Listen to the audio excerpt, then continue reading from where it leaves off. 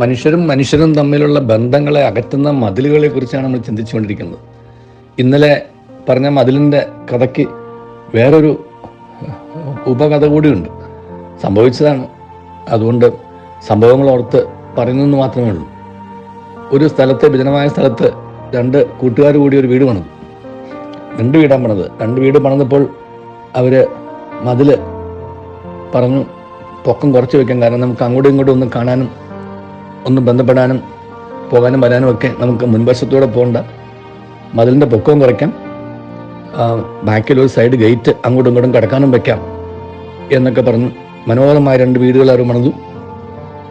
അവിടെ വാസം ആരംഭിച്ചു. അരപ്പൊക്കം മതിൽ മതിയാൻ തീരുമാനിച്ചു. അപ്പോൾ അപ്പുറം ഇപ്പുറം നിന്ന് സംസാരിക്കലും സന്തോഷമായിട്ട് അങ്ങനെ അങ്ങ് പോയി. അത്യാവശ്യത്തിന് അങ്ങോട്ടും ഇങ്ങോട്ടും പോകാനായിട്ട് ഒരു വശത്തെ ഗേറ്റിലൂടെയും പോയി. അങ്ങനെ ഇരിക്കുമ്പോൾ ചെറിയ ചെറിയ തെറ്റിദ്ധാരണകൾ അല്ലെങ്കിൽ കമ്മ്യൂണിക്കേഷൻ ഗ്യാപ്പുകൾ വന്നു തുടങ്ങി. അങ്ങനെയാണല്ലോ, ചെറിയ ഇതിൽ നിന്നാണല്ലോ വരുന്നത്. എന്നാൽ അത് അപ്പോൾ പറഞ്ഞു തീർക്കേണ്ട കാര്യങ്ങളേ ഉള്ളൂ. അപ്പോൾ അതൊന്നും പറഞ്ഞു തരത്തില്ല. അത് പയ്യെ പയ്യെ മനസ്സിൽ നിന്ന് നീറി തുടങ്ങി. പരസ്പരം സംശയങ്ങളായി തുടങ്ങി. ബന്ധങ്ങളിൽ ചെറിയ അകൽച്ച വന്നു. സ്ഥിരമായിട്ട് മതിലിൻ്റെ അപ്പുറം ഇപ്പുറം നിന്നുള്ള സംസാരങ്ങൾ വീട്ടുകാർ തമ്മിലുള്ളത് കുറഞ്ഞു തുടങ്ങി.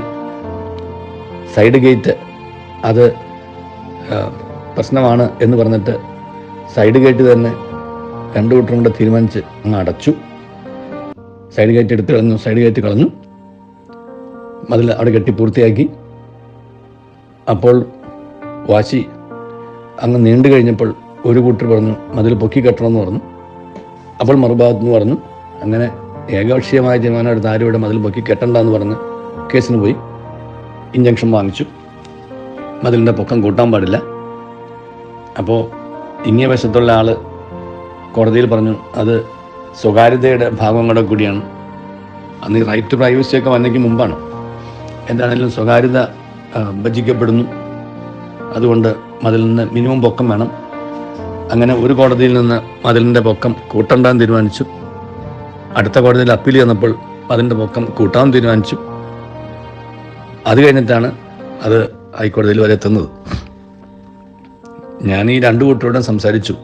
എന്താണ് മതിൽ എന്നുള്ള വാക്കിൻ്റെ അർത്ഥം? മതി ഇതിലെന്നാണ് പണ്ട് നമ്മൾ ചിന്തിച്ചിട്ടുള്ളതാണ്. വാതിൽ എന്നുള്ള വാക്കിൻ്റെ അർത്ഥം വാ ഇതിലെന്നാണ്.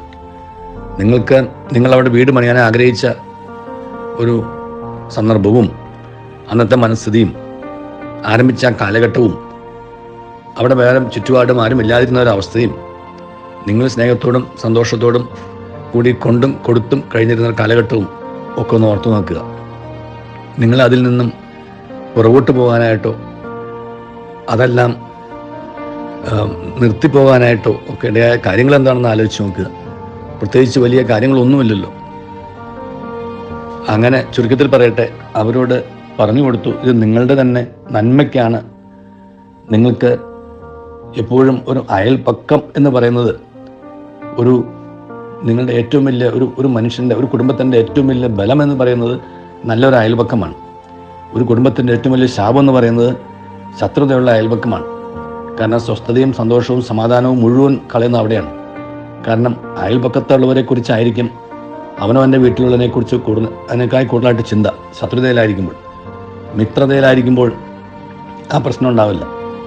അതുകൊണ്ട് ഞാൻ അവരോട് പറഞ്ഞു നിങ്ങളുടെ 2 കൂട്ടരുടെയും സ്വസ്ഥതയും സമാധാനവും സന്തോഷവും കെടുത്തിക്കളയുന്നത് നിങ്ങളുടെ ഈഗോയിസമാണ്, അല്ലെങ്കിൽ നിങ്ങളുടെ മനസ്സിലുള്ള തെറ്റിദ്ധാരണകളാണ്. നിങ്ങൾ തമ്മിൽ ശത്രുതയിലിരിക്കുമ്പോൾ 2 കൂട്ടർക്കും എന്താ പറയുക അസമാധാനവും 2 കൂട്ടരുടെയും ഐശ്വര്യവും കെട്ടുപോകുന്നു. അങ്ങനെ അതെല്ലാം അവരെ പറഞ്ഞ് മനസ്സിലാക്കി. അവസാനം മതിലല്ല വിഷയം, മതിൽ പൊക്കാതിരിക്കുകയോ ചെയ്യുക എന്നുള്ളതും പ്രശ്നമല്ല എന്ന് അവർ തന്നെ സമ്മതിച്ചു. എന്താണെങ്കിലും 2 കൂട്ടരുടെയും വാശി തീർക്കാൻ വേണ്ടിയിട്ടും 2 കൂട്ടരും ജയിച്ചു തീർക്കാൻ വേണ്ടിയിട്ടും മതിലിൻ്റെ പൊക്കം സ്വല്പം കൂട്ടിയിട്ട് ഒരു മിനിമം പൊക്കത്തിൽ മതിലൊക്കെ പൊക്കി ഭംഗിയാക്കി അവസാനിപ്പിച്ചു. പക്ഷെ അതിനേക്കാൾ കൂടുതലായിട്ട് അവരോട് പറഞ്ഞതനുസരിച്ച് അവർ തമ്മിൽ പരസ്പരം വീണ്ടും പോകാനും വരാനും 2 കൂട്ടരുടെയും വീട്ടിൽ അവർ എല്ലാവരും ഒരുമിച്ച് പരസ്പരം കൂടി ഒരു അത്താഴ വിരുന്ന് കഴിക്കാനും ഒക്കെ അവരെ കൊണ്ട് സമ്മതിപ്പിച്ചു. അങ്ങനെ പഴയ സ്നേഹബന്ധത്തിലേക്ക് അവർ തിരിച്ചു വരും. ചുരുക്കത്തിൽ പറയട്ടെ, സ്നേഹബന്ധത്തിലേക്ക് അവർ തിരിച്ചു വന്നു. ചെറിയ ഗേറ്റൊന്നും മനഃസ്ഥാപിച്ചൊന്നുമില്ല. എന്നിരുന്നാൽ പോലും പരസ്പരമുള്ള ആ ഒരു വൈരം, ആ ഒരു വഴക്ക് അതങ്ങ് തീർന്നു. 2 കൂട്ടരും ജയിച്ചതുപോലെയായി. 2 കൂട്ടരുടെയും പ്രശ്നങ്ങളും അവസാനിച്ചു. അവരോടും പറഞ്ഞ് മനസ്സിലാക്കിയൊരു കാര്യം എന്ന് മാത്രമേ ഉള്ളൂ. നല്ലൊരു അയൽപക്കമാണ് ഒരു വീടിൻ്റെ, ഒരു കുടുംബത്തിൻ്റെ ഏറ്റവും വലിയ ബലം. ഒരു ശത്രുതയിലോ അല്ലെങ്കിൽ തെറ്റിദ്ധാരണയിലുള്ളൊരു അയൽപക്കമാണ് ഒരു കുടുംബത്തിലെ ഏറ്റവും വലിയ ശാപം. അത് സംഭവിക്കാതിരിക്കട്ടെ. അയൽപക്കങ്ങളുമായിട്ട് സ്നേഹത്തിലും സന്തോഷത്തിലും സമാധാനത്തിലും ഒക്കെ കഴിയുവാൻ, അങ്ങനെ നല്ല സമൂഹങ്ങൾ വാർത്തെടുക്കുവാൻ നമുക്ക് കഴിയട്ടെ. ദൈവം നമ്മെ അനുഗ്രഹിക്കട്ടെ. നല്ലൊരു ദിവസം എല്ലാവർക്കും നേരുന്നു.